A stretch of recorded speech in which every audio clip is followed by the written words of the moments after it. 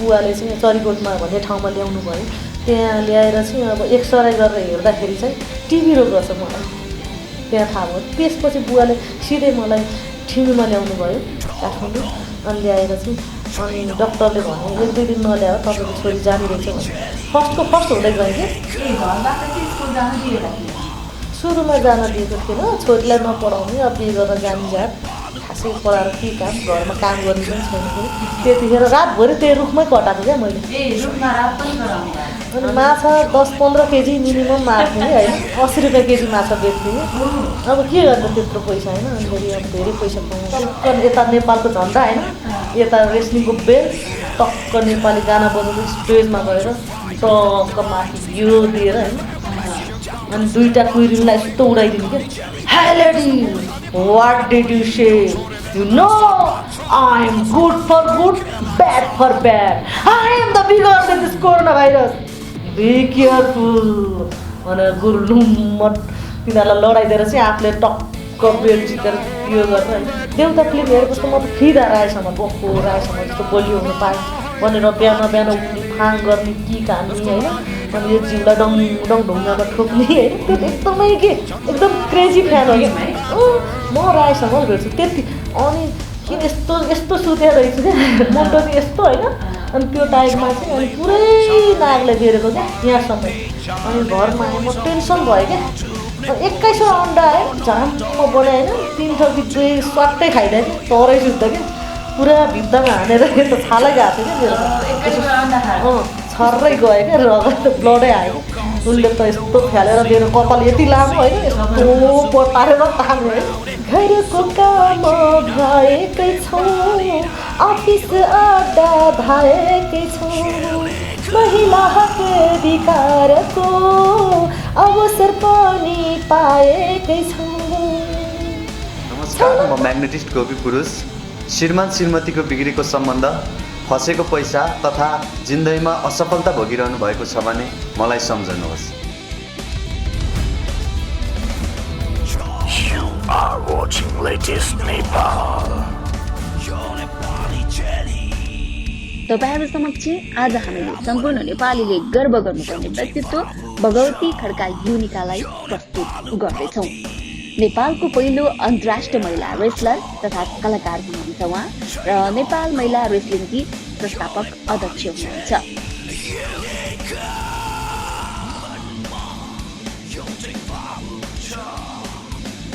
रामेछापमा जन्मिनु भएकी भगवती खड्का युनिकाले धेरैवटा चलचित्र तथा टेलिचलचित्रमा अभिनय गर्नुभएको छ भने विभिन्न गीतहरूमा आवाज पनि भर्नुभएको छ। बहुमुखी प्रतिभाकी धनी भगवती खड्का युनिकासँग हामीले उहाँको बाल्यकाल, जीवन भोगाई, जीवन सङ्घर्ष यस बारेमा विशेष कुराकानी गरेका छौँ। उहाँले राष्ट्रिय तथा अन्तर्राष्ट्रिय अवार्ड पनि प्राप्त गरिसक्नु भएको छ। नेपालभरि धेरैवटा रेस्लिङ गेम देखाइसक्नु भएको छ। अब भने उहाँको एउटै मात्र उद्देश्य रहेको छ, अमेरिकामा गएर जसरी पनि रेस्लिङ खेल्ने र जितेर नेपालको नामलाई, शानलाई उच्च बनाउने उहाँको उद्देश्य रहेको छ। आउनुहोस् भगवती खड्का युनिकासँग एकदमै नजिकबाट कुराकानी गरौँ। फर्स्ट अफ अल त अब बाल्यकाल भन्नुपर्दाखेरि चाहिँ मेरो जन्म चाहिँ 2045 साल भदौ 25 गते भएको हो, रामेछाप जिल्लामा। म चाहिँ मध्यम वर्गीयमा जन्मिएको थिएँ। अनि अब मेरो दाइ हुनुहुन्छ जितबहादुर खड्का, त्यसपछि म। अब दाइलाई चाहिँ एकदम धेरै माया गर्ने, मलाई चाहिँ अलिक कम माया गर्नुहुन्थ्यो अरे होइन। मेरो मम्मीले भन्नुभएको छोरी भनेपछि अलि हेला, अनि पढ्न जान पनि, अनि अब के काम, छोरीले पढेर कामै छैन। त्यस्तो हेला गरेको अब मेरो घर फ्यामिलीले भनौँ न, मेरो मम्मी बाहेक भनौँ न, मम्मीले चाहिँ पढाउनु कोसिस गर्नुभएको रहेछ। अनि छोरीलाई पढाएर काम छैन भने चाहिँ बुवाले पनि भन्नुभएको रहेछ होइन। अनि म ठुलो भइसकेको थिएँ, म 6-7 वर्षको भइसकेको थिएँ। सबै मेरो साथीहरू अब 1मा 2मा पढ्ने भइसकेको थिएँ, तर आफू चाहिँ स्कुल नजाँदा चाहिँ कस्तो पीडा हुन्थ्यो क्या। अनि त्यस्तो भइसकेपछि मैले मम्मीसँग जिद्दी गरेँ, मम्मी मलाई प्लिज पढ्न पठाउनु, म एकदम धेरै काम गर्छु नि, काम सकेर पढ्छु नि भन्दाखेरि। अनि मम्मीले चाहिँ बिहान म घाँस काट्थेँ होइन। अनि भैँसी पनि सानैदेखि नै दुहुँथेँ क्या। म लगभग 8-9 वर्षदेखि नै, 7-8 वर्षदेखि नै गर्थेँ क्या। अब गोबर सोर्ने सबै काम अनि गर्थेँ, घर लिप्ने, घर सबै त्यस्तो काम, माटोको घर थियो, सबै कामहरू गर्थेँ। अनि पछि चाहिँ मम्मीसँग बाल्यकालदेखि चाहिँ अगाडि नबढ्नु है, मात्रै बाल्यकालसम्म के भयो त्यो पहिला कम्प्लिट गरौँ। अनि त्यसपछि अनि त्यहाँबाट म 7 वर्ष 8 वर्ष त्यस्तै भइसकेको थिएँ होला स्कुल जाँदाखेरि। भनेपछि मैले 18 वर्षमा एसएलसी गरेँ भनेपछि 8 होला होइन सायद। अब धेरै कुराहरू त बिर्सि पनि सकियो नि त। अनि त्यसपछि अनि त्यहाँबाट पढ्न थालेँ। पढ्न स्कुल गएपछि म फर्स्ट हुँदै गएँ कि। घरबाट चाहिँ स्कुल जान दिएका थिएन? सुरुमा जान दिएको थिएन, छोरीलाई नपढाउने, अब बिहे गर्न जाने जात, खासै पढाएर के काम, घरमा काम गर्ने पनि छैन कोही अनि भनेर चाहिँ सानोदेखि नै मलाई घरमा एकदम काम लगाउने क्या। सायद त्यो भएर धेरै एक्सर्साइज पनि हुन्छ नि त, काम गरेर बोलियो पनि हुँदो रहेछ कि। अनि त्यस्तो भयो। अनि म प्रथम हुँदै गएँ कि। अनि खेलकुदमा high jump, long jump, volleyball, shot put, दौड त्यही त थियो नि त्यतिखेर। अनि सबैमा प्रथम हुन्थेँ, पढाइमा नि प्रथम हुन्थेँ। अनि 6 कक्षामा पढ्न थालेपछि मलाई चाहिँ टिबी रोग लाग्यो त्यतिखेर। अनि गाउँमा चाहिँ अब फुक्ने गर्ने त्यस्तै लाने कि। एकजना बुढो मान्छे हुनुहुन्थ्यो, उहाँले फुक्दाखेरि चाहिँ अब त्यो भाले अगाडि राखेको थियो कि। अनि त्यो भालेलाई फुक्दा यो भाले ढल्यो भने चाहिँ छोरी बाँच्यो, नत्र छोरीलाई पछि हुन्छ भनेर त्यो भाले बाँचेपछि छोरीलाई राम्रो हुन्छ भन्नुभयो कि एकजना बाजेले चाहिँ। फुक्दा साँच्चीकै भाले ढलेकै के, आँखा झुम्म भएर भाले नै कस्तो खतरा। अनि म त छक्क परेँ कि है। खोकेको खोकै म ननस्टप। अनि खोक्दा म लगभग 40 केजीको थिएँ। त्यति सानो उमेरमा खोक्दा म 22 केजीमा झरेको थिएँ कि। केही थिएन, हड्डी र छाला मात्रै थियो त्यतिखेर मेरो। अनि त्यसपछि पुरै काली एकदम हड्डी छाला, सास त्यसको धक मात्र भइरहेको थियो। अनि त्यसपछि चाहिँ अनि अब कता फुक्न लाग्यो। त्यस्तो मात्रै भयो। अनि पछि चाहिँ बुवाले चाहिँ चरीकोटमा भन्ने ठाउँमा ल्याउनु भयो। त्यहाँ ल्याएर चाहिँ अब एक्सरे गरेर हेर्दाखेरि चाहिँ टिबी रोग रहेछ मलाई, त्यहाँ थाहा भयो। त्यसपछि बुवाले सिधै मलाई ठिमीमा ल्याउनु भयो काठमाडौँ। अनि ल्याएर चाहिँ अनि डक्टरले भने 1-2 दिन नल्यायो तपाईँको छोरी जाने रहेछ भन्नुभयो। भनेपछि तपाईँलाई कति वर्षको उमेरमा टिबी लाग्यो सानोमा? म त्यही 14 होला। 14 वर्षको उमेरमा टिनेज लगेपछि चाहिँ यहाँलाई टिबी रोग लाग्यो होइन? तपाईँ टिनेजतिर बढिसक्नुभयो। अब सानोमा यहाँले एकदमै स्ट्रगल गरेको कुरा पनि गर्नुभयो। तपाईँको नाम चाहिँ कसले राखिदिनु भयो? मेरो भगवती खड्का, मेरो मम्मीले राखिदिनु भयो। मम्मीले राखिदिनु भएको नाम भयो होइन? सानोमा तपाईँको स्वभाव चाहिँ कस्तो थियो अरे, के भन्नुहुन्थ्यो मम्मीले? सानोमा कस्तो स्वभाव थियो भने एकदमै लज्जालु टाइपको, मान्छेसँग बोल्दै नबोल्ने होइन। अनि कसैले बोलायो भने यसो गरेर बस्ने। फेरि रिस उठेपछि फेरि एकदमै रिसा टाइपको थिएँ क्या। मान्छेसँग झगडा गर्ने, कुस्ती खेल्ने टाइपकै थिएँ। मतलब आफू रिस अब नगर्ने, झगडा नगर्ने, आफूलाई कसैले केही भन्यो भने अनि एकदम रिसाउने त्यो स्वभावको थियो क्या। अनि झम्टिने त्यस्तो स्वभाव थियो। अनि एकदमै मेहनती थिएँ, काम गर्थेँ। एक दिनमा मैले कति 9मा पढ्दाखेरि 90 भारीसम्म मल बोकेको छु कि। त्यही पनि थुन्सेमा भन्छ कति बोल्यो।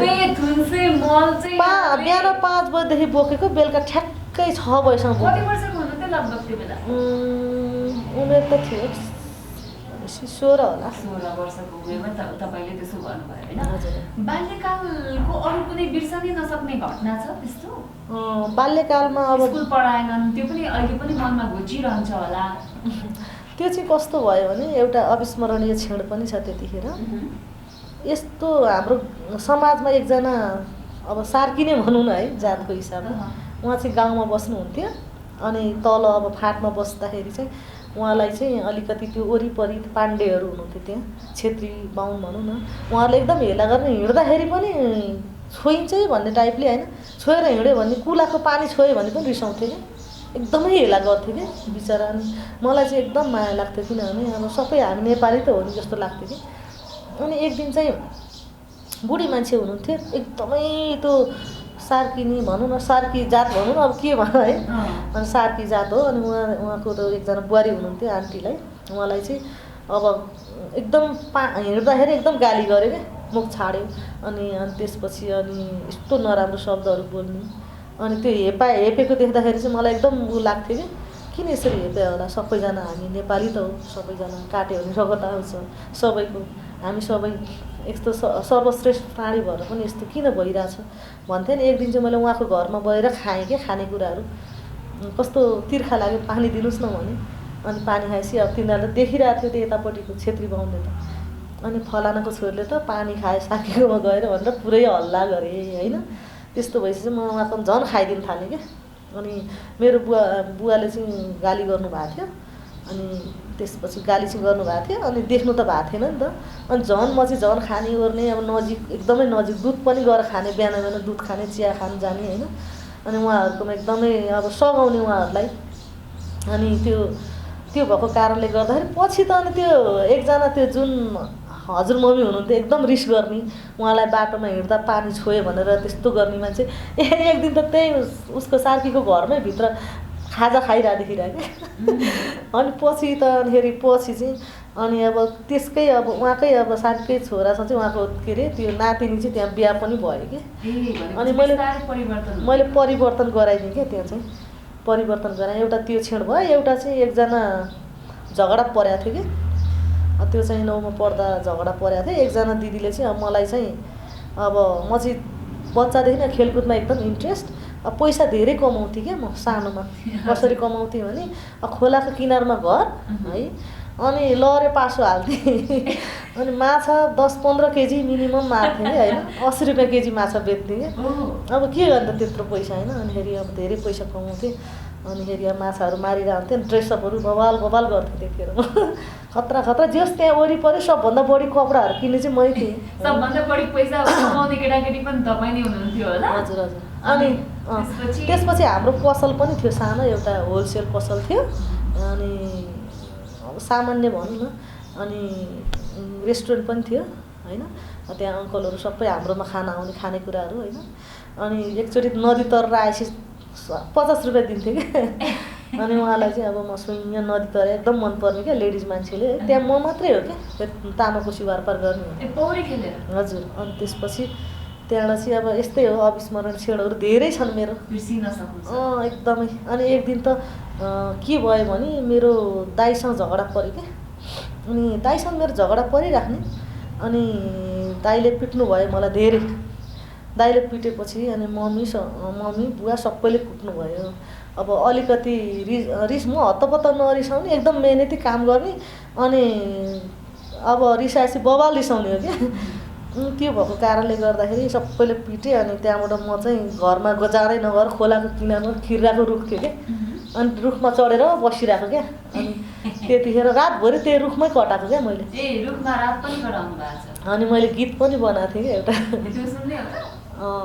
त्यतिखेर के बनाएको थिएँ, बाउ पनि कुट्ने आमा पनि कुट्ने दाजु जान्दैन रात, यति धेरै कुटाइ खानु पर्ने रहेछ, छोरीको हो नि जात, दैव छोरीको हो नि जात, फुलमुनि घर मुनि कोसी त्यही मुनि दोभाना, डाँडा काँडा हेर्दै बुझाउँछु भन्छु बुझ्दैन यो मन, दैव बुझ्दैन यो मन, घर पर्यो अम्बस गोठ पर्यो बेसी त्यही मुनि छ कोसी, कोसीलाई हेर्दै मन बुझाएर भाकी छु म खुसी, दैव भाकी छु म खुसी भनेर पुरा रुँदै कि कति धेरै गीत लेखाएको थिएँ त्यतिखेर मैले होइन। भनेपछि कोसीले तपाईँको मन बुझाएको थियो। अनि एकदमै मेहनती एकदम काम गर्ने घरको। अनि अब स्कुल जाँदाखेरि पनि बिहान जहिले पनि एक भारी घाँस काट्थेँ होइन, खानासाना बनाएर सबैलाई खुवाएर आफू खाएर जान्थेँ। साथी सङ्गत चाहिँ कस्तो थियो तपाईँको सानो बेला? साथी सङ्गतसँग कस्तो थियो भने म चाहिँ अब बलियो क्या। एक दिन के भयो भने हात पनि हेरिदिएको क्या एकजना। हजुर। अनि हामी के अरे उसमा बाख्रा चराउनु गएको थियो। अनि त्यहाँ चाहिँ एकजना बहिनी आएको थियो होइन, गाउँको बहिनी। अब त्यहाँ हुतुतु खेल्थ्यो त्यतिखेर होइन, कबड्डीहरू। अनि त्यस्तो खेल्नुहुन्थ्यो। त्यो एक दिन चाहिँ कबड्डी नै खेलेको थियो हामीले त्यो टाइममा चाहिँ। अनि मैले 20 जना फालिदिएको कि सानो होइन, लेडिज र आफू ज्याङ्गो बच्चैदेखि एकदम हेभी थिएँ क्या म। अनि एकजना बहिनीको हात हेरेको, अनि मलाई हात हेर्न आउँछ नि भने साँच्ची के थाहा छ तिम्रो त बिहा हुँदै रहेछ त, ल हिजो त तिमीलाई त माग्न आएको रहेछ, कुरा पनि छिनिसकेर तिम्रो त 1 हप्ताभित्र बिहा हुने भयो नि, आर्मी पुलिसको केटा हुन्छ भनेको ठ्याक्कै हो नै रहेछ क्या। मलाई थाहा नै थिएन, यत्तिकै भने क्या मैले। त्यस्तो भएको छ कि। ए भन्दाखेरि तपाईँले त्यतिकै यसो हेर्दै त्यो एउटा अविस्मरणीय क्षण लाग्छ। त्यो बहिनीले अहिले पनि मलाई फोन गर्थ्यो, अनि तिम्रो फर्स्टमा छोरा हुन्छ भने पछि 1 हप्तामै उहाँको बिहा पनि भयो, अनि अहिले छोरा पनि कत्रो ठुलो भयो कि। यो भविष्यवाणी चाहिँ कसरी गर्नुभयो? होइन अन्दाज यत्तिकै गेस गरेर गेस गरेर भने गेस गरेर भनेको। अनि फेरि मलाई सानोमा सर्पले बेरेको हो कि, 2 चोटि बेरेको त्यो बेला चाहिँ कस्तो त्यो क्षण सेयर गर्नु न कसरी? त्यतिखेर चाहिँ मलाई 12 वर्षको उमेर थियो होइन।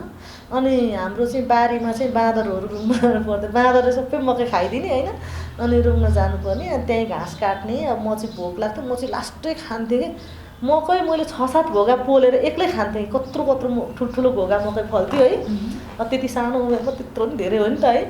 अनि ठ्याक्क हाम्रो बारी भन्दा चाहिँ एकदम बुढी मान्छे बस्नुहुन्थ्यो, उहाँलाई चाहिँ छोराबुहारीले माया नगर्ने कि, बिचरा एक्लै घरमा अब कोही नभएको होइन, कोही हुँदैन थियो। अनि म चाहिँ घरबाट खानेकुराहरू चोरेर लग्थेँ कि, नदिने होइन। अब पसलको यताउति अनि लग्थेँ, अनि उहाँलाई चाहिँ दिन्थेँ। अनि अब जस्तो आँपहरू पनि पाकिरहन्थ्यो, त्यो पनि लगेर दिन्थेँ।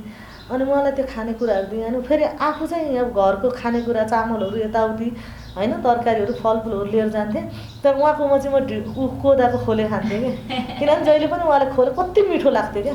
उहाँलाई अझै पनि हुनुहुन्छ कि उहाँ, म एकदम मिस गरिरहेको छु। जाँदाखेरि म जहिले भेट्छु कि उहाँलाई एकदम माया लाग्छ। अहिले पनि याद आउँछ कि। अनि त्यसरी कोदाको खोले खान्थेँ, अनि उहाँलाई धेरै माया गर्थेँ, उहाँलाई धेरै आशिक दिनुहुन्थ्यो मलाई। अनि खाएर अनि फेरि त्यसपछि बारीमा आएँ, अनि घाँस एक भारी काटेँ, त्यहाँबाट फेरि मकै पोलेँ होइन। मकै 6 घोगा पोलेर अनि खाएँ होइन। खाएर अनि त्यत्तिकै अब एउटा ठुलो रुख थियो, अहिले पनि 100 वर्ष पुरानो रुख हो कि, अहिले छ, अहिले पनि छ त्यो रुख। अनि सिमलको रुख हो त्यो है, यति ठुलो छ कि त्यो रुख होइन। अनि त्यहाँ माथि चाहिँ भुडी फौरा भन्ने चरा छ क्या, ठुलो ठुलो चरा बस्छ क्या त्यहाँ, अझै छ हाम्रो त्यहाँ। अनि बारीमा अनि फेरि खाएँ मकै खाएर, अनि त्यही रुखको फेदमा यसरी निदाइरहेको थिएँ, पुरै सर्पले बेरिरहेको रहेछ कि निन्द्रामा त दिउँसै क्या। फेरि त्यही रुखको फेद? हजुर अझै त्यो रुख जिउँदैछ? रुख छ नि, कत्रो रुख छ। अनि त्यसपछि गरेको चिसो न चिसो भयो क्या। अनि मम्मी भनेर अनि त्यहाँबाट सरर गयो क्या सर्प। कुन सर्प? अब थाहा भएन। सर्प चाहिँ सर्प हो, नागै हो कि नागै हुनसक्छ। अनि त्यो त्यसरी बेऱ्यो। अनि अर्कोचोटि कसरी बेऱ्यो भने 2 चोटि बेऱ्यो नि त। अर्कोचोटि चाहिँ घरमा कसरी भने, म तल बेसीमा घर थियो हाम्रो, अनि बुवा मम्मी हाम्रो तलै बेसीमै बस्ने खोलाको किनारको घरमा। अनि अर्को मूल घर चाहिँ हाम्रो अलि माथि थियो क्या गाउँमा, ठ्याक्क त्यहाँबाट चाहिँ 15-20 मिनट उकालो हिँड्नुपर्छ क्या माथि। त्यहाँ चाहिँ हजुरमम्मी बस्नुहुन्थ्यो, हजुरबुवा हुनुहुन्थ्यो त्यो टाइममा, हजुरमम्मी हजुरबुवा अनि अङ्कल हुनुहुन्थ्यो। अनि त्यहाँ 2टा घर छ क्या हाम्रो। अनि मतान भन्ने हुन्छ क्या, अनि त्यो चाहिँ सानो टाइपको। अनि त्यहाँ चाहिँ अब कोही नै सुत्दैन थियो। अनि म चाहिँ बच्चादेखि नै एक्लै सुत्न मनपर्ने क्या होइन। अनि म त हजुरमम्मी चाहिँ बिचरा मसँगै सुत्न खोज्ने जहिले, म चाहिँ नमाने, नाइन म एक्लै सुत्ने भन्ने क्या। एक्लै चाहिँ मलाई आनन्द आउँथ्यो क्या जहिले, बच्चादेखि नै त्यस्तो स्वभाव थियो क्या मेरो। अनि म माथिल्लो घरमा गएर अनि सुतेपछि राति 1-2 बजेको थियो होला, त्यो मध्यरात थियो। अनि त्यतिखेर म सुत्दाखेरि फेरि यस्तो पुरा खाटै चाहिन्छ क्या, एउटा खुट्टा उता एउटा यता, अनि टाउको यस्तो हुन्छ क्या है। कहिले चाहिँ त्यो सिरानीमा सुतेकै हुँदैन क्या, तल पुगेको हुन्छ क्या, सरेको सरै गर्छु क्या, त्यस्तो स्वभाव क्या। अनि यस्तो सुतेर रहेछु क्या, मुन्टो चाहिँ यस्तो होइन। अनि त्यो टाइममा चाहिँ अनि पुरै नागले बेरेको क्या यहाँसम्म, हजुर यहाँसम्म बेरेको। अनि त्यहाँबाट अनि चिसो न चिसो होइन, यस्तो चिसो। अनि त्यो जुँगाले चाहिँ स्याक हाल्ने यस्तोमा क्या जुँगाभित्र।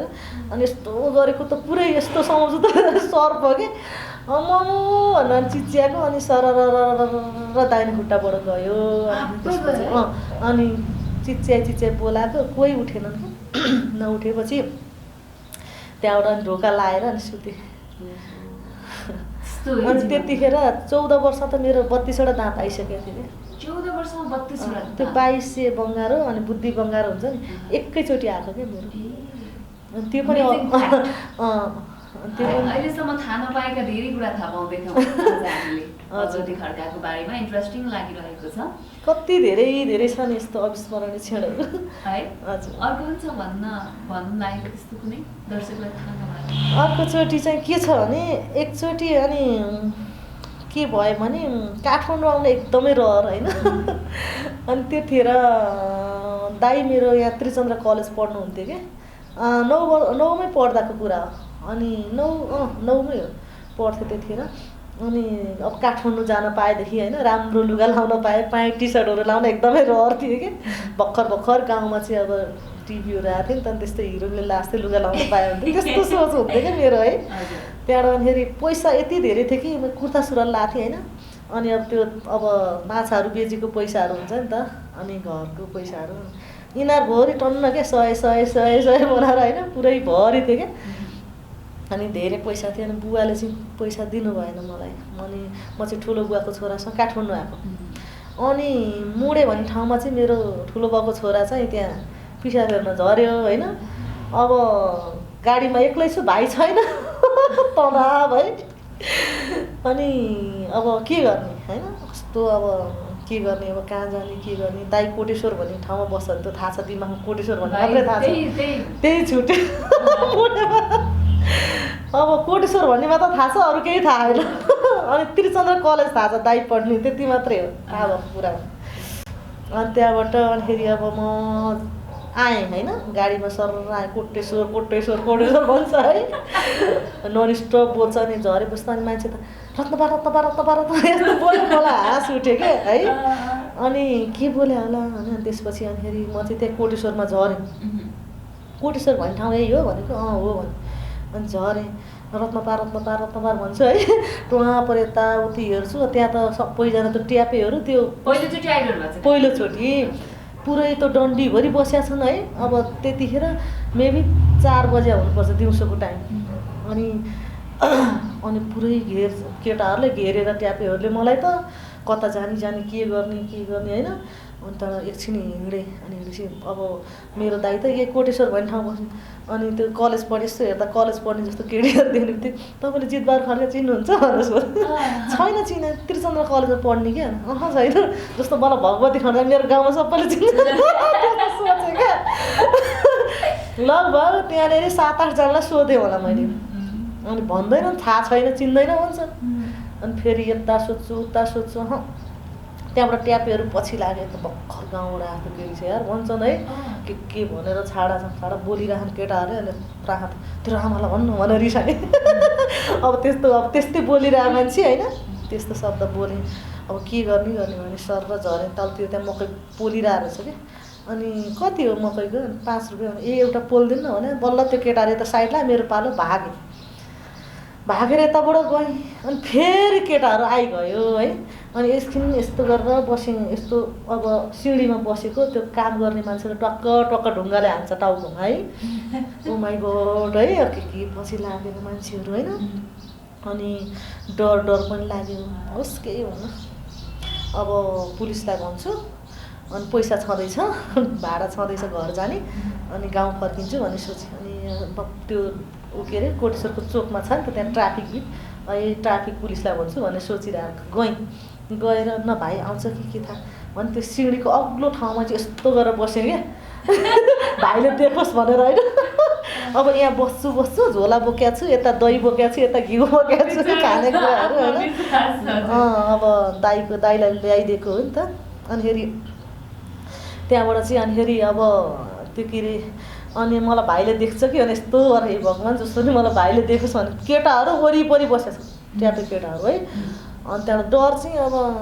केही गरेर नि 1-2 जना त फाल्छु भन्ने पनि थियो हानिहाल्छु यिनीहरूलाई भन्ने चाहिँ भएको थियो मलाई जबरजस्ती छुन आयो भने चाहिँ हानिदिन्छु भन्ने सोचिरहेको थिएँ क्या अनि अब केही भयो भने भाइलाई देख्यो भने देखिहाल्यो नदेखियो अब पुलिसलाई भन्छु अनि पुलिससँग त्यहाँ पुलिसले महिला देख्यो नि त लेडिज अनि त्यो अब त्यसपछि भन्छु अनि फेरि त्यहाँबाट घर अब भोलिपल्ट जानु पर्ला आज पुलिस चौकीमै बस्नु पर्ला भन्ने त्यस्तो आयो क्या दिमागमा है अनि फेरि भगवान् मलाई भाइले देख्दै पनि हुन्थ्यो अनि यस्तो ठाडो भएर बसेर त गाडीहरू आइरहेको हुन्छ नि त भाइ अनि ठ्याक्कै छतमा आइरहेको छ अर्को गाडीमा दिदी भनेर त्यो छतबाट करायो अनि पुरै फिल्म स्टार भाइ भनेर अनि दिदी भनेर दौडिँदै झ्याप्पै अगाडि हाल्यो अनि बल्ल दाइको कोठामा लग्यो भाइ त पहिलादेखि नै काठमाडौँ बस्थ्यो ठुलो बुवाको छोरा काठमाडौँमै पढ्थ्यो क्या ऊ चाहिँ अनि त्यहाँबाट चाहिँ अनिखेरि बल्ल घर कोठामा लगायो दाइले त कहाँ हुन सपिङ लुगा सुगा किनिदिन्छ भन्दा कहाँ किन्नु घर पठाइदिइहाल्यो भोलिपल्टै गाउँ पठाइदियो अनि त्यसपछि अनि त्यहाँबाट भोलिपल्टै अनि फर्केँ अनि त्यहाँबाट कपडाहरू चाहिँ कहाँनिर खाडी चौर भन्ने ठाउँमा गएर चाहिँ एउटा प्यान्ट अनि टी सर्ट लाउने सपना थियो जिनको प्यान्ट टी सर्ट लाउने एकदम सपना त्यहाँबाट एक जोड जुत्ता किनेँ त्यही मेरो आफ्नो पैसाले अनि घर जाने बेला टक्क लाएर अनिखेरि गएँ अनि त्यहाँबाट अनि एसएलसी दिएँ पछि त माओवादीले नि अपहरण गर्यो त्यतिखेरै माओवादी अपहरणमा पनि पर्यो माओवादी अपहरण कसरी पर्यो भने अब म अलिकति कस्तो हो भने मलाई चाहिँ अलि एक्स्ट्रा टाइपको थिएँ क्या हिँडाइ केटा जस्तो क्या अब यति छोटो छोटो कुर्ता सुरुवालहरू लाउँथेँ त्यतिखेर अनि अब ड्रेसहरू पनि राम्रो लगाउँथेँ अनि आर्मीले चाहिँ माओवादी हो भन्थ्यो अरे पुलिसले अनि पुलिसहरूले चाहिँ फेरि आर्मी पुलिस होला भन्थ्यो क्या त्यस्तो थियो क्या के भयो भने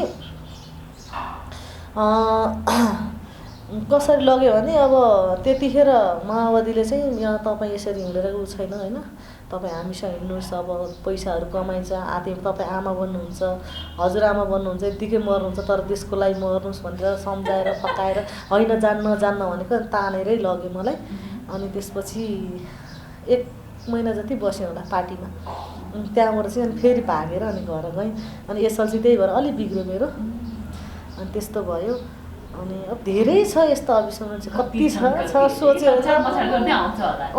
एकचोटि त म त्यो सानोमा त तरकारी एकदम रोप्ने अब तरकारी सबै नबिक्ने नि त मन्थली हाटमा लिएर जान्थेँ क्या कति थाहा छ त्यतिखेर 14-15-16 त्यस्तै उमेरको थिएँ होला म त्यतिखेर म लगभग 55-60 केजी बोकेर मन्थली हाटमा लिएर जाने तरकारी यसरी बोकेर लसुन प्याजहरू होइन त्यसरी लगेर बेच्थ्यो दही दुधहरू त्यसरी बेचिन्थ्यो बिहान लगेर माछा मार्नु तरकारीहरू होइन आम्मा खेती कति छ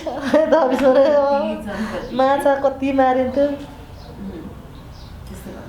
हजुर हाम्रो आदरणीय दर्शकवृन्दलाई थाहा नभएको धेरै इन्ट्रेस्टिङ कुराहरू चाहिँ भगवती खड्काजीको रहेको छ र अब चाहिँ यहाँ एकदम मिसै गर्नु नहुने खालको इन्ट्रेस्टिङ छ भने अर्को एउटा सुनाउँ न अब यस्ता कुराहरू त धेरै छ होइन धेरै छ क्या एकदमै पहिलोचोटि रिभेल गर्दै हुनुहुन्छ है तपाईँले एकदम धेरै कुराहरू छ त्यो भन्यो भने त दिनै जान्छ होला सायद धेरै छ एउटा सम्झिनु भएको छ आछ दिमागमा कुन भन्ने भयो कि अब यस्तो भयो एसएलसी दिन गएको होइन मन्थलीमा अनि जाँदाखेरि चाहिँ अब एसएलसी त मेरो दाइ र म गएको थियौँ कि दाइले त्यति मैले अप्सन म्याथ लिएर पढाएको थिएँ अनि अब होमवर्कहरू दाइले धेरै सिकाउने कि अनि म चाहिँ नदीमा स्विमिङ गर्न गएको है एसएलसीमा अनि नदीमा स्विमिङ गर्दा त अनि आर्मी पुलिस त्यतिखेर खुब हिँड्थ्यो कि खतरा मजिनी हो भन्थ्यो क्या म अनि त्यहाँबाट अनि केटाहरूले यति धेरै जिस्काउने पछि लाग्ने यत्रो यो कपाल त यहाँबाट झरेको थियो कि घुँडा यत्रो मोटो के कपाल अनि बाक्लो नबाक्लो यत्रो कपाल ओहो यार यस्तो केटी बिहे गर्न पाएँ यति लामो कपाल भएको केटीलाई बिहे गर्न पाए त कति माया कपाललाई माया गर्ने मान्छे त बुढालाई कति माया गर्छ नि है भन्दा त्यस्तो जिस्काउँथेँ अनि अब बसिरहेको बेलामा त्यो रकेटहरू उडाउने लभ यु लेखेर होइन मेरो झ्यालमा सुई पठाउने त्यस्तो गर्थेँ क्या वरिपरि त्यो बस्ने त्यो इक्जामको दिन आउँथेँ नि त अनि एकजना केटा चाहिँ त्यो अब मेरो दाइको साथी हो त्यो मान्छे चाहिँ तर त्यो मान्छेसँग म कहिले पनि बोलिनँ अनि मेरो इक्जामको लागि पनि त्यहाँनिर जतिखेर नि मेरो अगाडि आँखा हुन्थ्यो नि म चाहिँ त्राहा तर हेर्थेँ कि कहिले पनि लाइभै बोलेन क्या त्यो मान्छेसँग अनिखेरि के भयो भने एसएलसी दिएपछि अनि त्यहाँबाट अनिखेरि अब दाइ र मेरो झगडा पऱ्यो अनि म त हिँड्दै घर होइन पछि त अब त्यो कति भने लगभग मन्थलीबाट हिँडेर जाँदाखेरि अब खिम्ती जाँदाखेरि लगभग 2 घन्टाको बाटो हो क्या अनि त्यो मान्छे पछि चाहिँ यस्तो दौड्यो क्या झोल्ला बोकेर दौडेर भेटेर घर पुगेँ क्या भनेपछि टिनेजमा त मान्छेको फिलिङ्स चेन्ज हुन्छ नि होइन तपाईँमा चाहिँ के परिवर्तन आयो केही गर्छु भन्ने सोच आयो होला अनि त्यतिखेर कस्तो भयो भने मेरो चाहिँ क्या अब मेरो उमेरको केटीहरू चाहिँ छिट्टै बच्चामै बिहे गरे क्या तिनीहरूले अब लभ गर्ने केटाहरूसँग हिँड्ने हाँस्ने त्यस्तो स्वभावका थिए क्या त्यतिखेर चाहिँ अब मेरो अब उमेरको केटीहरू चाहिँ केटासँग बोल्ने हाँस्ने होइन लभमा पऱ्यो तर मेरो सोच चाहिँ त्यो लभमा जाँदै गएन फेरि केटाहरूले चाहिँ मलाई एकदम धेरै मन पराउँथ्यो कि पछि लाग्ने मेरो अब म घाँस काट्न जाँदा इभन एकचोटि त जङ्गलमा दाउरा काट्न गएको पछि क्या 3-4 जना केटा यस्तो पछि लाएर अब झऱ्यो दाउरा बोकिरहेछ अनि खो भगवती यत्रो धेरै दुःख नगर तिमीलाई म यति खुसी बनाएर राख्छु यस्तो काम गरेर के गर्छौ बिहा गर्नु परिहाल्छ एकचोटि भनेर त्यस्तो फकाउँथेँ क्या लौरालाई हान्थेँ क्या म अनि घरमा बसिरहेको हुन्थ्यो चौतारा थिएँ त्यहाँ पनि पानी दिन्न भन्दै आउँथेँ क्या केटाहरू अनि खोलामा गएर खान भन्थेँ क्या म त्यस्तो म लभमा कहिले पनि पहिला बच्चादेखि नै त्यो उमेरमा पनि मैले त्यो लभतिर कहिले पनि लागिनँ म मेरो सोच के थियो भने मेरो दाइलाई काठमाडौँमा साइन्स पढाउनु भएको थियो बुवाले होइन त्यतिखेर 1 वर्ष पढाउँदाखेरि नै 4 लाख ऋण भयो कि होइन 1 होइन 2 वर्ष होला त्यो +2 आइएससी पढाउँदाखेरि साइन्स पढ्नु भयो दाइले अनि 4 लाख ऋण भयो कि अनि अर्को वर्ष त के हुँदो रहेछ गाउँमा 8 लाख भइदियो हजुर अनि ब्याजकोले स्याज के अनि कति एउटा मान्छे त्यो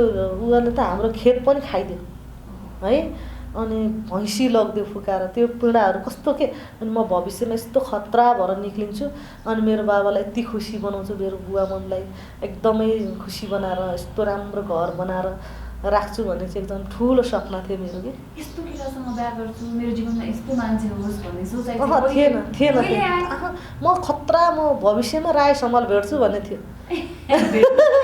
अनि राय समालसँग भेट्छु एकचोटि अनि केपी शर्मा उसलाई पनि भेट्छु भन्थ्यो एकदम मनपर्ने क्या मलाई नेतामा चाहिँ उसले बोलेको त्यो भाषण गरेको मनपर्थ्यो भविष्य ड्रिमै थियो मेरो त्यो चाहिँ अब कस्तो भयो भने अब काठमाडौँ आएँ होइन आइसकेपछि अब यही पद्मकन्या क्याम्पस पढ्न थालेँ अनि पढ्न थालेँ त्यसपछि यहाँ के अरे हाम्रो योगेन्द्र श्रेष्ठको स्टार एकाडेमी थियो बानेश्वरमा त्यहाँ चाहिँ फिल्म फाइट सिक्थेँ क्या म अनि फाइट सिक्न थाल्थेँ भर्खर अनि जङ्गबाजको सुटिङमा चाहिँ राय समाल खेल्दैछ भनेर पुरा हिट के वरिपरि राय समाल अनि मेरो एकजना साथी थिए ज्योति भन्ने एकजना अनि राय समाल भेटाइन्छु भने साँच्चै भने अनि त्यसपछि त्यो उत्तम केसी दाइले चाहिँ हुन्छ तिमीलाई रोल बनाइन्छु भन्नुभयो तर रोल चाहिँ सानो त्यस्तो होइन इन्ट्री केही त्यस्तो सामान्य फिल्ममा देखिने टाइपको मात्र भनौँ न होइन अनि हुन्छ मलाई खेलाइदिनु न फिल्म भने त्यसपछि अनि गइसकेपछि अनि राय समाल त टक्क गाडीमा आयो होइन अनि त्यहाँबाट नम्र्याङ लगाएर होइन नमस्ते भनेको त फर्काउनै भएन अस्ति मैले उहाँलाई भेट्दा नि एक कुरा राखेँ कि फर्काउनु भएन अनि के कारण तिम्रो देख्यौ राय समाल बिग फ्यान भने नि त राय समाल पाए बिहे गर्छु भने नि त भने अनि त्यसपछि त्यहाँबाट अनि हो नि जस्तो तर मलाई रियलमा देखेको जस्तो खासै मन परेन भने किनभने कत्रो बुढो मान्छे है भने अनि अब त्यतिखेर भर्खर म 11 जोइन भएको थिएँ क्या त्यो टाइममा अनि त्यसपछि त्यहाँबाट चाहिँ अनि देखेँ अनि त्यो फिल भयो अनि रक्षक फिल्ममा पनि भेट भयो राय समालसँग अनि त्यहाँबाट चाहिँ अब पछि चाहिँ अब मैले कल्पना पनि गरेको थिइनँ क्या अनि म राय समाल भेट्छु भने अब किनभने म फिल्ममा कलाकार बन्न पाएँ मैले देउता फिल्म हेरेँ म त्यतिखेर कति 6मा है 5-6मा कति पढ्थेँ होला त्यतिखेर मैले देउता फिल्म गाउँमा भर्खर बत्ती आएको थियो अनि सानो टिभी ल्याएको थिएँ कि अनि शनिबार चाहिँ फिल्म आउँथ्यो नेपाली फिल्म देउता फिल्म हेरेपछि म त फिदा राय समाल ओहो राय समाल जस्तो बलियो हुनु पाएँ भनेर बिहान उठ्ने फाङ गर्ने कि कान्ने होइन अनि यो जिउलाई डङ ढुङ्गामा ठोक्ने होइन त्यो त एकदमै एकदम क्रेजी फ्यान हो कि म राय समाल भेट्छु त्यति अनि के भन्थ्यो नि त्यतिखेर अब राय समालले चाहिँ गाउँको गरिबको छोरी पाएर बिहा गर्छ र भविष्यमा मलाई चाहिँ बिहे गर्नु पऱ्यो भने चाहिँ राय समालसँगै गर्छु नत्र बिहे नै गर्दिनँ भन्ने सोच थियो क्या मलाई चाहिँ अनि 1-2 चोटि चाहिँ भगवान् मलाई राय समाल भेटाइदियो म राय समालसँग बिहे गर्न त्यो मात्रै क्या राय समालसँग बलियो हुन्छु त्यस्तो मात्र क्या अनि त्यसपछि त्यस्तो थियो अनि एकदमै बलियो थिएँ क्या म साँच्चीकै वास्तवमा लास्टै बलियो थिएँ अनि एकदमै बलियो थिएँ म अनि पछि मलाई चाहिँ त्यो टिबी रोग लाग्यो क्या त्यही भएर म कमजोर भएको त्यहाँबाट नि अनि त्यही एकजना अब महिला हुनुहुन्थ्यो उहाँले चाहिँ अब मलाई चाहिँ म एकदम पैसा हुन्थ्यो म पाइन्टहरू टी सर्टहरू कुर्ता सुरुवालहरू फेरि लगाउँथेँ कि पैसा भएपछि त होइन त्यही त हो नि अब 200मा दामी कुर्ता सुरुवाल आउँथ्यो त्यतिखेर गाउँमा है त्यही सिलाकै आउँथ्यो क्या 150मा कुर्ता सुरुवाल किन सिलाएको पछाडि यस 200मा राम्रो कुर्ता सुरुवाल आउँथ्यो फेरि लगाउँथेँ अनि एकचोटि त्यो हाइजम हान्दै थिएँ कि अनि मेरो बारेमा चाहिँ फलाना छोरी त पाइन्ट लाएर हिँड्छ भनेर पुरा गाउँमा त्यस्तो भन्दो रहेछन् कि अनि कसले एकजना दिदीले मलाई सुनायो यसले यस्तो भन्यो भने त्यहाँबाट अनि त्यो भएपछि अनि फेरि त्यहाँबाट त्यसको ऊ चाहिँ हाम्रोमा आएको थियो भाउजू अनि मलाई चाहिँ अनिखेरि तिमीहरूले यस्तो यस्तो भन्छ अनि मेरो कुरा काट्दै हिँड्छ र किन बोल्नु त म तपाईँको उसँग भनेको कुरा गरेँ त्यो गरेपछि उसले त्यहाँ घरमा कुरा लगाएछ अनि मलाई त म कोचिङ क्लास पढेर आइरहेको थिएँ होइन अनि उसले त मलाई त अनेक केटाहरू लिएर होइन त मेरो कुरा गर्दै हिँड्छस् रे भनेर +2 पढ्ने मान्छे म त भर्खर अब 8मा हो कि कतिमा पढ्थेँ 8 9मा कतिमा पढ्थेँ त्यो टाइममा अनि त्यसपछि त मलाई त यस्तो नराम्रो शब्द बोल्यो क्या त्यसले यस्तो नराम्रो शब्द अहिले पनि म सम्झिरहेको छु क्या त्यो कुराहरू अनि घरमा आएँ म टेन्सन भयो क्या अनि 21वटा अन्डा आयो झराम्म बनाएन 3 ठकी 2 स्वाट्टै खाइदिएँ क्या तरै सुत्दा क्या पुरा भित्तामा हानेर त छालै गएको थियो क्या मेरो त्यस्तो नराम्रो शब्द बोल्यो नि त त्यो त दिमागमा ढुकढुक आउँछ नि त होइन ओ के गरौँ मलाई यस्तो ओडहरू बोल्यो जिन्दगीमा लाइफमा कहिले नसुनेको ओडहरू होइन अनि त्यो मान्छे याद ऊ भएको भयो क्या बल्ल त्यो मान्छे पारिबाट वारी आयो आउँदै थियो पुलमा अनि मेरो पालो सैया गयो के हो किन मलाई यस्तो यस्तो बोलेन के भन्न खोज्यो है भने क्या सिधै यस्तो धकेलिदिएको होइन अनि त्यहाँ त पनि म यहीँ गयो म पनि यहीँ गयो आखिर के गर्न खोज्या तैँले भन्दाखेरि चाहिँ अनिखेरि अनि त्यहाँदेखि त्यसले नराम्रो शब्द बोल्यो होइन नङ लामो थियो के बोल्यो अरे भने यस्तो गरेर त्यसको त छर्रै गयो क्या रगत त ब्लडै आयो क्या उसले त यस्तो फ्यालेर मेरो कपाल यति लामो होइन यस्तो पटारेर तान्यो होइन मेरो पालो अनि वरिपरि सबै आयो नि त त्यहाँ 15-20 जना जति थियो 20-22 जना थियो अझ बढी थियो होला मान्छे सबै झुम्यो क्या केटा मान्छे लाने झ्याप्प के लेडिजहरूलाई झ्याप्पै छातीमा यस्तो फ्यालिदिएको क्या पुरै त फिल्म हेरेको थियो राय सम्हालको है 22 जना स्वत्र भगवान्को छ है राय सम्हालको स्टार कसैले केही गरेन रहेछ एउटा बुढीले चाहिँ लौरो लिएर आएको थियो लाटी बुढी थियो बिचरा अहिले बित्नु भयो झ्याप्प यस्तो तर लौरो बाहिर पुरै राय अनि त्यो त म त राय मेरो त दिमागमा राय सम्हाललाई केही नआउने हो नि त त्यस्तो हो नि त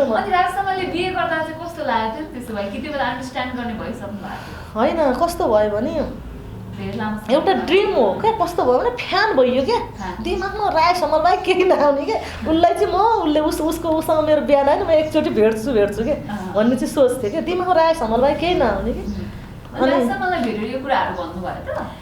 त्यसपछि के भयो भने अब हामीले अनि भिरकुटी मण्डपमा रेस्लिङ सो गऱ्यौँ त्यतिखेर चाहिँ जुरेलीले बोलायो राय सम्हाललाई प्रमुख अतिथि अनि हामीले रेस्लिङ सो पनि देखायौँ अनि अस्ति भर्खरकै घटना हो अस्ति भर्खरकै कुरा हो अनि 1 महिना नि भएन होला अनि राय सम्हाल सरसँग त्यहाँ भेट्ने कुरा पनि पाइयो अनि त्यहाँभन्दा अगाडि पनि मैले उहाँको घरमा पनि गएर कुरा गरेँ अनि म तपाईँको एकदम ठुलो फ्यान हो तपाईँलाई पाउन त म थाहा छ कति दिन व्रत बसेको भनेको हाँस्नु अब अहिले के अरे उहाँको बुढी अहिले मधु आइहाल्यो होइन पहिल्यै भेटेको हो चाहिँ हुन्थ्यो कि के थाहा हाँसुटी अनि म त एकदम फ्यान क्या राय सम्हालको एक्टिङ गर्ने राय सम्हालको जस्तो बोल्ने होइन फिल्म हेर्नु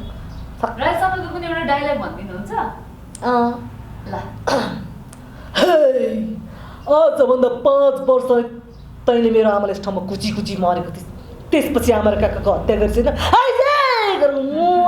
गरेर जान्छ एकदम फ्यान के म राय सम्हालको चाहिँ एकदम फ्यान मैले अस्ति पनि कति भन्छु राय सम्हाललाई अनि तपाईँ म मेरो बायोग्राफी लेख्दैछु त्यसो तपाईँको यो राख्दा हुन्छ होइन भन्दै हुनुहुन्थ्यो हुन्छ सर भने मैले रियालिटी भन्दा कस्तो भने उहाँको एउटा त्यो कलाले त दिमागमा राय सम्हालको उसले पनि आज मलाई हुँदै खेलकुद हुँदै आज कलाकार हुँदै यत्रो ठाउँमा पुर्यायो कि किनभने उहाँको फ्यान नभएको भए म कहाँ फाइट गर्नु कहाँ आफै सिक्यो भने गाउँमा कहाँ कराते सिक्ने भन्नु न कस्तो बलियो पुरै फाङ स्ट्रेचिङ यस्तो जान्थ्यो किक त यस्तो उडी हान्थेँ मैले अनि अब काठमाडौँ आयो अनि एसएलसी पास गरेँ त्यहाँबाट पद्मकन्या क्याम्पस जोइन भएँ कति गाह्रो भयो मलाई त्यतिखेर म एउटा रोटी खाएर 1 हप्ता नि भोकै बसेको छु क्या यति धेरै सङ्घर्ष गरेँ यति पीडा भयो अहिले स्वर्गीय हुनुभयो स्वस्तिका दिदी नेविसँगको उहाँलाई एकदम धेरै मिस गर्छु सम्झिरहेको हुन्छु अनि त्यसपछि अब उहाँले मलाई चाहिँ अब मेरो भाडा तिर्न ओर्न कहिलेकाहीँ चामलहरू किनिदिनु ओर्ने धेरै गरिदिनु भयो उहाँले अनि पछि बिस्तारै मैले अर्को एकजना दिदीले पनि सपोर्ट गर्नुभयो अनि फेरि त्यहाँबाट क्याफे चलायो हुन त दिदीले लगानी गर्यो भने मैले त 5-7 हजार कति लगानी गरेको थिएँ अनि क्याफे चलायो एकदम फाइदामा भयो अनि अलिअलि पैसा सेभ गर्दै गर्दै गर्दै गर्दै मैले बुवाको 9 लाख रुपियाँ ऋण तिरेँ। अनि त्यहाँबाट अनि घरहरू बनाउन ओर्न अनि अर्को आफै छुट्टै खोलेँ मैले क्याफे। अनि त्यहाँबाट अनिखेरि अब त्यसपछि म अब कलाकारितामा छिरेँ। अनि भारोत्तोलन खेल्न गएँ। भारोत्तोलन 3.5 महिना ट्रेनिङ गरेको 135 उठाएँ, 3rd मेडल जितेँ। अनि बलियो नै थिएँ भनौँ न। अनि त्यहाँबाट फेरि त्यसपछि अनि अब फिल्महरूमा अफर आउन थाल्यो। अनि फर्स्टचोटि अब यहाँ फाइट सिक्दै थिएँ त्यतिखेर अब शक्ति कपुरले खेलेको थियो त्यो मुभी हमे हिरोइन स्थानीय भोजपुरी, नेपालीमा प्रतिकार। अनि त्यसमा चाहिँ अब मलाई चाहिँ सरबाज खानको गर्लफ्रेन्ड भएर खेल्ने एउटा अवसर पाएँ फाइटको रूपमा होइन। अनि त्यहाँबाट मुभीहरू गर्न थालेँ। अहिलेसम्म मैले 63वटा फिल्म गरेँ, 11वटा सिरियल गरेँ, एउटा एल्बम पनि निकालेँ। गाउन चाहिँ एकदम रहर भनौँ न। अब त्यस्तो प्रोफेसनल सिङ्गर त होइन तर एकदम इन्ट्रेस्टिङ क्या, रहर चाहिँ रहर हुने क्या। अनि त्यस्तो गरेँ। अनि अब त्यहाँबाट अनि अब मेरो मम्मी बिरामी भयो। फेरि मम्मीलाई अनि अब क्यान्सर ब्रेन ट्युमर भएको थियो। ब्रेन ट्युमरबाट ब्रेस्ट क्यान्सर ब्रेन क्यान्सर भयो। अनि धेरै खर्च गरेँ, हस्पिटलै 3-4 वर्ष त म लगातार हिँडिरहनु पऱ्यो, एकदमै पीडा भयो क्या। अनि त्यहाँबाट चाहिँ अनिखेरि अब मन पनि बित्नु भयो, अनि डिप्रेसन होला जस्तो भयो एकदमै क्या। अब के गर्ने म मर्नु त हुँदैन, मैले केही गर्नुपर्छ। मेरो मम्मी मरे पनि मम्मीको 10 धारा दुधको इज्जतको लागि भए पनि म राम्रो काम गरेर देखाउनुपर्छ भन्ने त्यो मात्र सोच आयो। त्यसपछि अनि औँठी बाँकी थियो मेरो एउटा, औँठी बेचेर कति त्यतिखेर पनि 17,000 बेचेको थिएँ मैले। अब वकिललाई 35,000 दिनुपर्ने क्या रेस्लिङ फाउन्डेसन दर्ता गर्नलाई क्या। अनि त्यसपछि बल्ल बल्ल बल्ल बल्ल यताउति कलेक्सन गरेर 35,000 पुर्याएर रेस्लिङ फाउन्डेसन दर्ता गरेँ। 3 महिना त लाग्यो मलाई दर्ता गर्न। अब कहिले खेलकुद परिषदको सिफारिस हुन्छ, फेरि खेलकुद परिषद कुस्तीको सिफारिस हुन्छ, फेरि त्यहाँ मान्छे बितेको छ, फेरि यति दिनमा आउँछ अनि मात्र हुन्छ। झुलाको झुलाइ यति पीडा भयो। त्यसपछि अनि त्यहाँबाट अब फेरि ठाउँको लागि कुरा गरेँ। ठाउँको लागि बालाजुमा 1 रोपनी जग्गा दिन्छु भनेर 6.5 महिना झुलाइदिएँ त्यहाँ। के छ भन्ने, ठिक छ अनि के खाने, चिया कफी भन्ने, जहिले पनि टार्दिने। त्यो लगाइदिएको छ है 1 रोपनी जग्गा, जहिले पनि त्यस्तो गरेँ। त्यहाँबाट यति पीडा भयो कि अनि जानै छोड्ने क्या म। त्यसपछि बल्ल बल्ल बल्ल भाडामा अहिले शान्तिनगरमा जग्गा पाएर अनि अब बाइक थियो, बाइक बेचेँ। त्यहाँबाट साथीहरू सबै दिदीहरू हुनुहुन्छ, अब दिदीहरू जस्तो सन्जु दिदी हुनुहुन्छ, बिन्द्रा दिदीहरू हुनुहुन्छ, अब ठुल्ठुलो सिनियर दिदीहरूले अलिअलि सहयोग गर्नुभयो। अनि रेस्लिङको रिङ बनाएँ, अनि ट्रेनिङ हल बनाएर अनि महिलाहरूलाई फ्रीमा ट्रेनिङ गराएँ ओपनिङको बाद। त्यहाँबाट चाहिँ गेम गर्न थालेपछि अलिअलि सानो स्पोन्सर जस्तो ब्याङ्कहरूले, सङ्घ संस्थाहरूले, अब खेलकुद परिषदले त अहिलेसम्म नि गरे छैन मलाई। अब चाहिँ गर्छ कि यतिसम्म त ल्याएँ नि त, कमसेकम काम गरेर त देखाउनु पऱ्यो नि त। काम गरेर देखाएपछि त अब गर्छ कि होइन, अब गर्छ कि भन्ने आश गरेको छु। अब महिनै पछि एउटा सो गरिरहेको छु क्या मैले।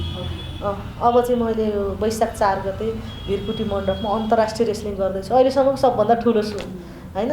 त्यसको लागि लागिरहेको छु, लागिपर्नु भएको छ होइन। नेपालले गर्व गर्नुपर्ने नाम हो भगवती खड्का होइन।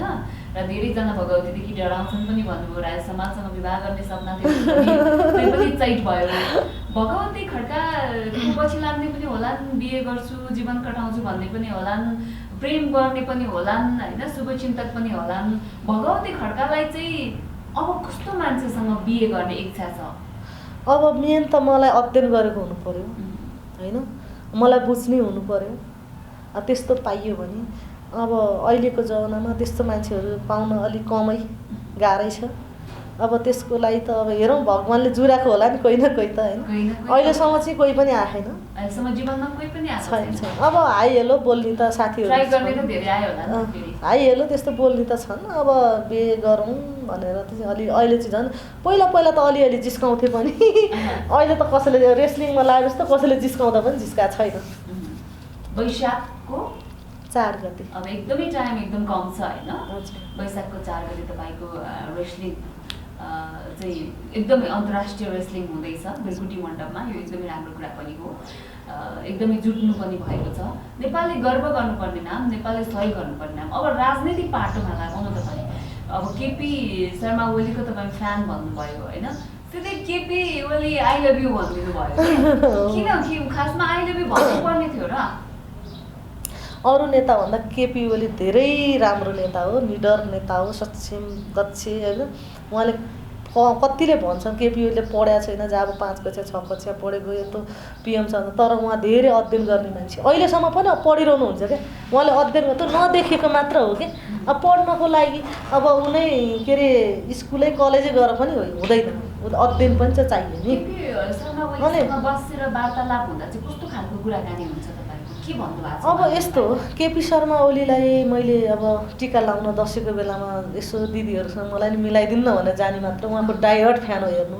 किनभने अब पिएम जस्तो मान्छेलाई त्यसरी बोल्ने मौका त्यस्तो गरी नजिक भएर कुरा गर्न त पाएको छैन। किनभने पिएम भन्ने त डर लाग्छ देशको बा जस्तो होइन, एउटा हुन्छ नि अब देशको एउटा खम्बा हो नि उहाँ भनेको त। अनि एकदमै ऊ छ, तर कुरा गर्न पाएँ, तर डाइहर्ड फ्यान हो म केपी ओलीको चाहिँ एकदमै।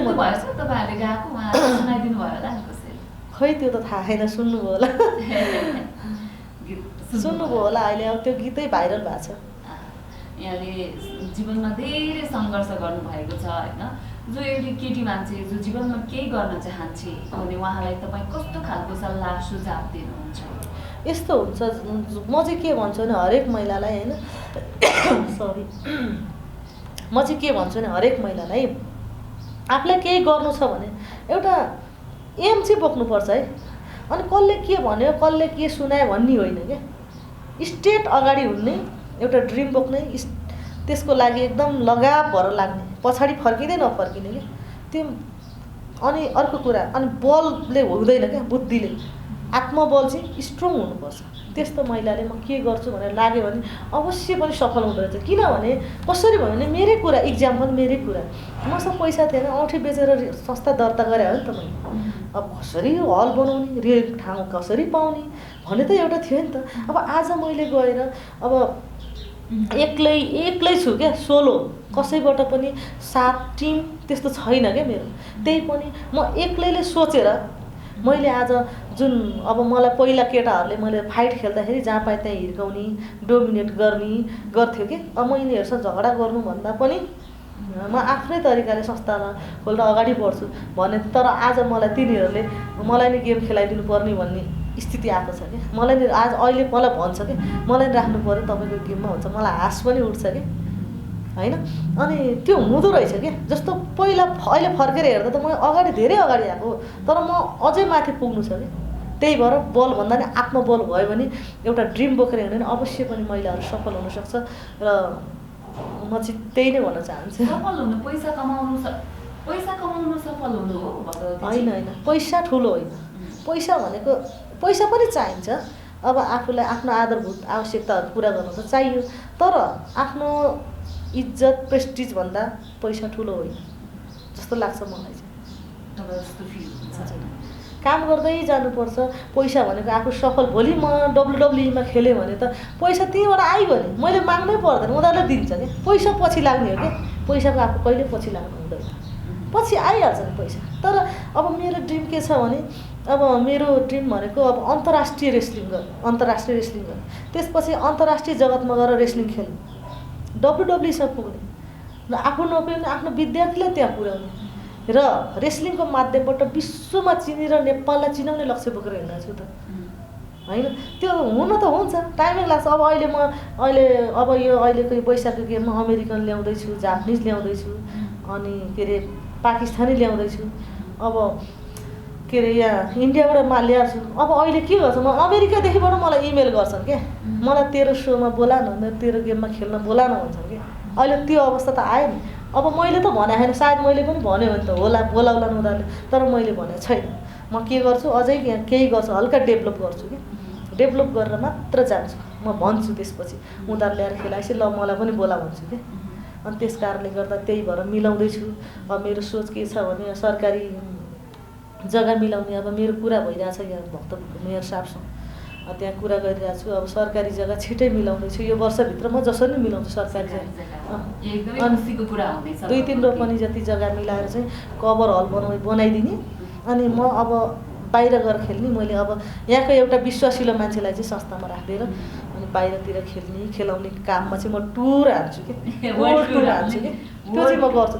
त्यहाँबाट चाहिँ आएर राजनीति गर्छु र खेलकुद परिषदमा छिर्छु।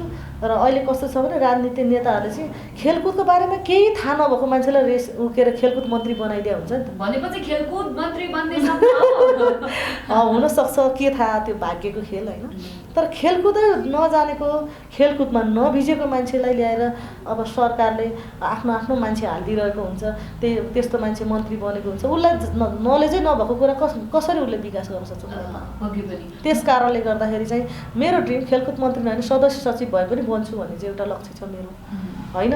तर खत्रै विकास गरिदिन्छु क्या, तर खेलकुदमा मात्र अन्त चाहिँ म जान्न होइन, खेलकुदमै जानेछु। त्यो चाहिँ भविष्यमा त्यो चाहिँ मेरो जब टुर हानिसक्छु सब मेरो काम सक्सेस गराएर यहाँ हल पनि खतरा बनाएर 77 जिल्लामा रेस्लिङ सो गर्छु। प्रत्येक स्कुल कलेजमा गएर सेल्फ डिफेन्सको फ्रीमा ट्रेनिङ गराउँछु।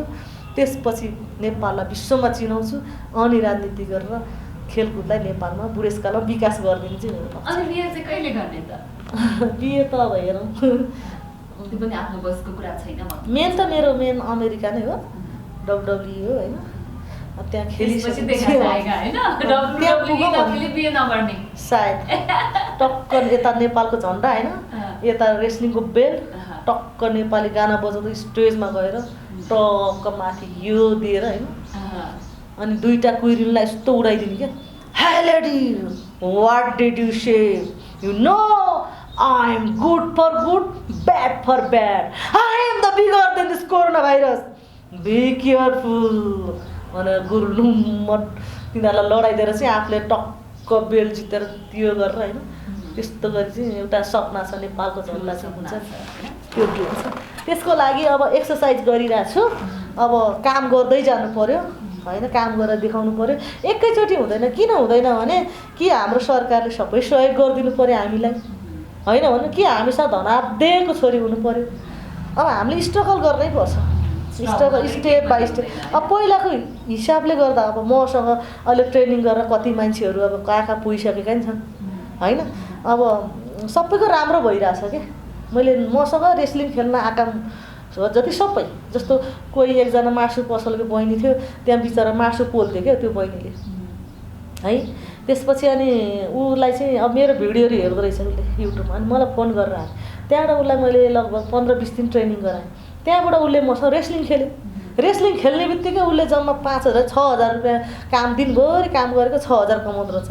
अनि त्यहाँबाट मसँग खेल्ने बित्तिकै म त रेस्लर हुँ भन्दै हिँड्न थाल्यो।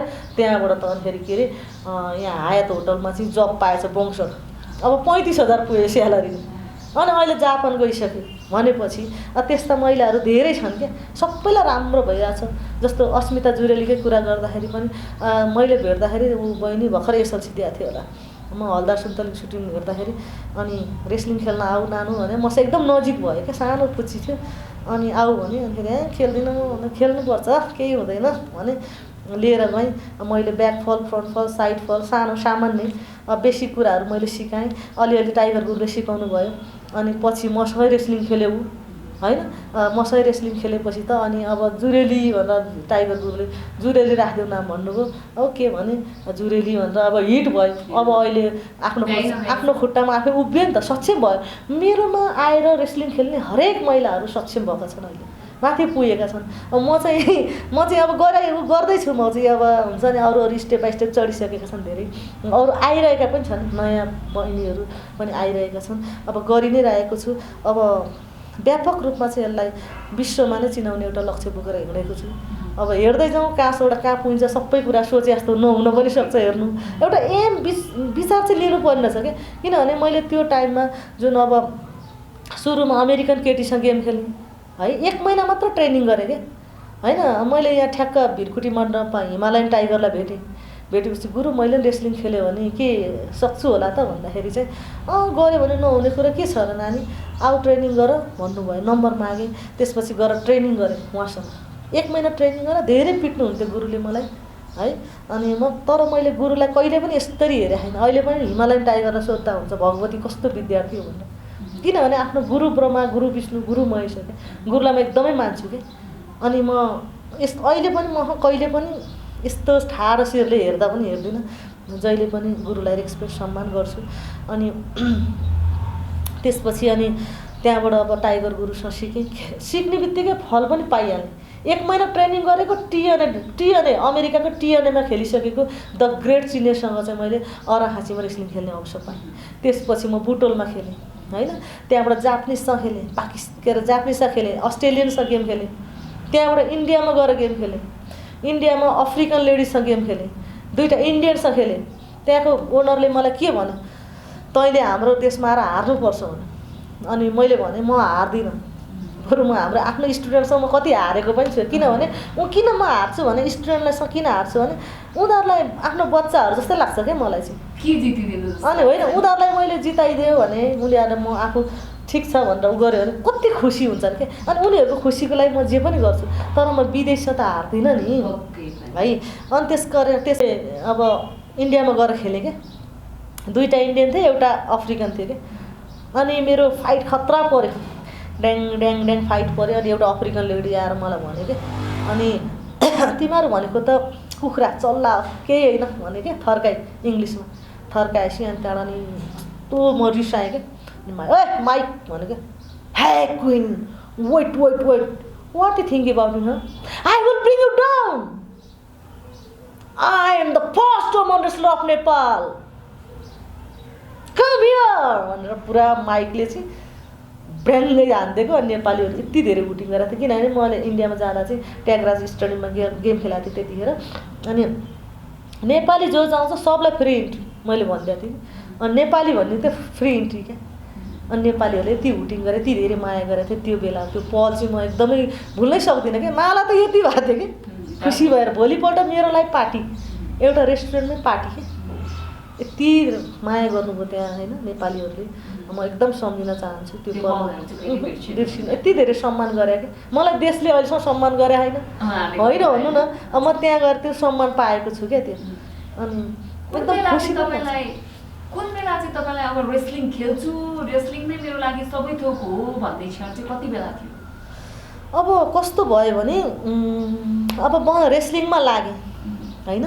रेस्लिङमा लागेपछि अमेरिकन केटीसँग रेस्लिङ खेलिसकेपछि मलाई मेरो न्युज चाहिँ कान्तिपुरमा आयो क्या। कान्तिपुरमा न्युज आउने बित्तिकै मलाई धेरैले हौसला दिए, अनि धेरैले फोन गरेर बधाई दिए। अनि त्यसपछि ओहो अब के गर्ने, म एकदम पीडामा थिएँ त्यतिखेर है, एकदम पीडामा थिएँ। अब मैले केही गर्नुपर्छ भनेर चाहिँ अब महिलाहरूलाई कसरी उत्पादन गर्ने त नेपालमा भनेर चाहिँ। अनि हाम्रो नेपालमा छैन नि त कोही लेडिज है, अब कसरी उत्पादन गर्ने, कसरी प्रमोट गर्ने होला, त्यो मात्रै सोच आयो क्या। अनि त्यसपछि नै अनि यसरी महिलाहरूको टिम बनाउँदै टिम बनाएर हिँड्नुभयो होइन? हजुर। महिलाको एकदम हुन्छ नि, महिला हरेक कुराले अगाडि पनि छन्, केही कुराले पछाडि पनि छन्। रेस्लिङ खेललाई चाहिँ यो तपाईँको यो जुन खेलिरहनु भएको छ यसलाई चाहिँ महिला भएकै कारणले गर्दाखेरि कस्ता खालका बाधा अर्चना सहनु परेको छ भगवती खड्काले अहिलेसम्म?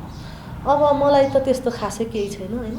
अब धेरैलाई अब मैले कस्तो हुन्छ भने महिलाहरू धेरै किसिमका आउँछन् क्या ट्रेनिङ गर्न। अब कोही चाहिँ अब देशलाई चिनाउँछु म, रेस्लिङलाई छोड्दिनँ म, विश्वमा चिनिन्छु, नेपाललाई चिनाउँछु भन्न आउँछ। कोही रमाइलोको लागि आउँछ, कोही बिजनेसको लागि आउँछ, कोही चाहिँ बिजनेसको रूपमा मात्र हो यो रेस्लिङ खेल्ने पैसा कमाउने। ओहो नभए म आफै संस्था दर्ता गरेपछि त मेरो टिम छँदैछ। म टिम मान्छेहरूलाई मक्खै पारिहाल्छु, म पैसा गरिहाल्छु, पैसा उठाउँछु, टन्न पैसा उठाउँछु। अब 100%मा 25% खर्च गर्छु, 75% गोजीमा हाल्छु। त्यो बिजनेसको रूपमा धेरै महिलाहरू आएको छ र रेस्लर हुँ भन्दै अलिकति सामाजिक सञ्चालनमा त्यसरी हुँदा चाहिँ अलिक दुःख पनि लाग्छ मलाई। किनभने तपाईँ हो नि त पहिलो महिला। आफूले कति धेरै दुःख सङ्घर्ष गरेर संस्था खोलेर यति धेरै माया गरेर आफ्नै सोचेर गरे हुन्छ, तर अलिक विकृति फैलाएर हिँड्दाखेरि चाहिँ अलिक दुःख लाग्छ।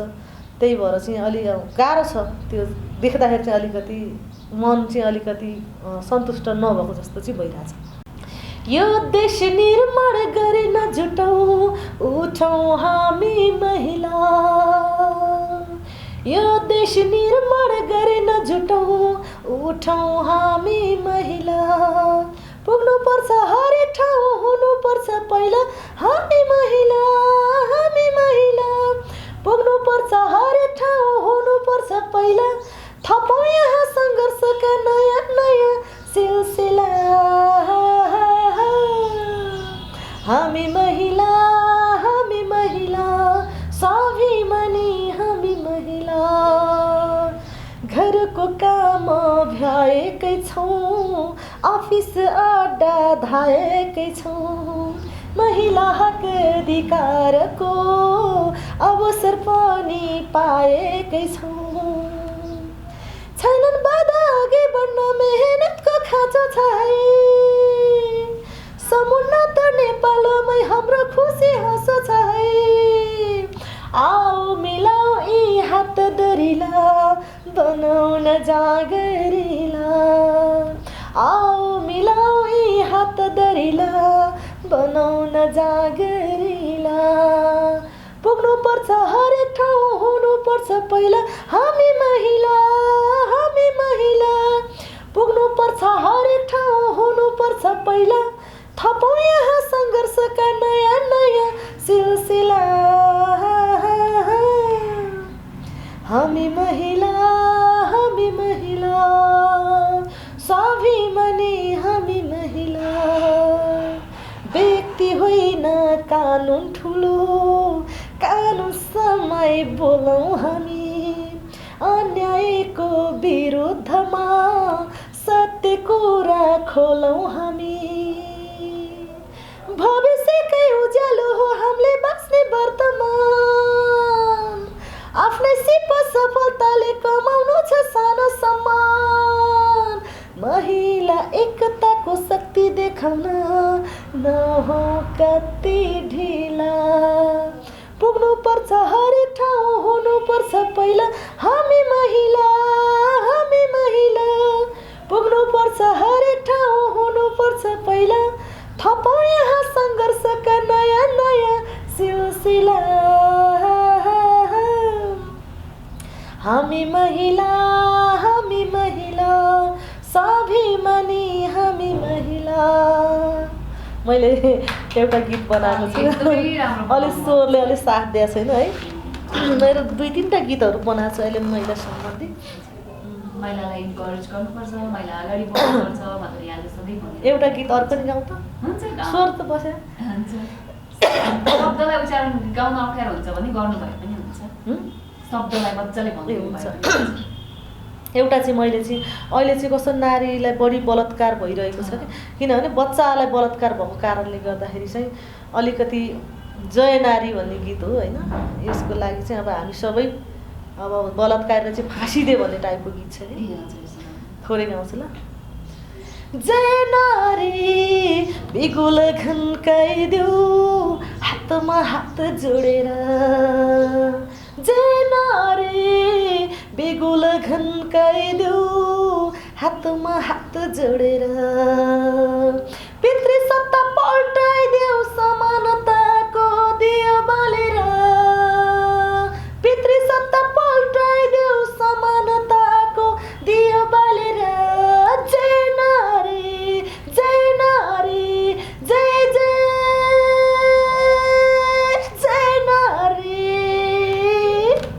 एकले थुकी सुकी नबाच शिर झुकी सय थुकी नदी छेडौ सङ्घर्षको आँधी सबै जुटौ उठौ दृढ सङ्कल्प बाँधी लैङ्गिक मैत्रिक समाज निर्माणका लागि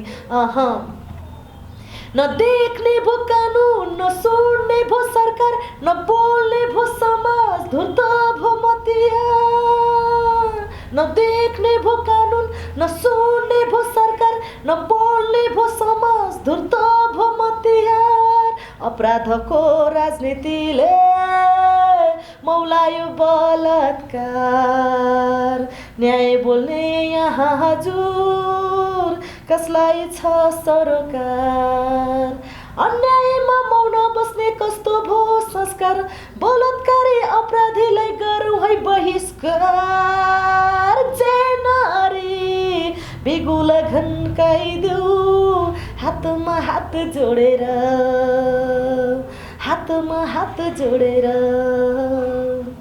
दसी प्रमाण नहुँदा नि इन्काउन्टरमा ठोक्ने रे बलात्कार गरिनेको चाहिँ मानव अधिकार हुने रे।